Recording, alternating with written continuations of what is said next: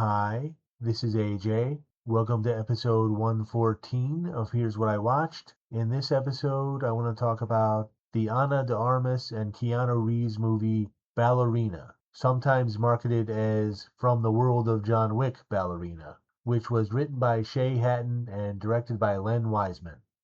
I like this movie a lot. I definitely recommend it. It's a spin-off of the John Wick movie, so if I had to compare it to those movies, I'd say Ballerina is not as good as the first John Wick movie, which for me is really the gold standard for these type of movies. But it is better than the second John Wick movie, which for me was the weakest of the four, even though I liked them all. So yeah, I would definitely recommend Ballerina. Just don't get your expectations too high.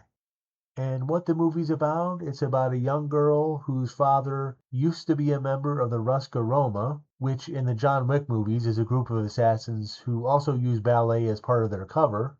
And after the girl's father gets killed by a cult, she gets rescued and brought into the Ruska Roma herself, where she spends the next 12 years getting trained not only as a ballerina but also as a professional killer.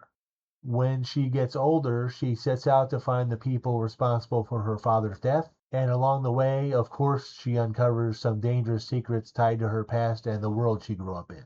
And Ballerina takes place between the third and fourth John Wick movies, and some of those characters show up here in this movie, but this movie is about her revenge story, not his. I thought the initial setup at the beginning of Ballerina was a little weak, but the more the movie focuses on that revenge, the better it is. Especially once she gets to Austria. The entire third act of the movie is set in Austria, and that's hands down the best part of the movie.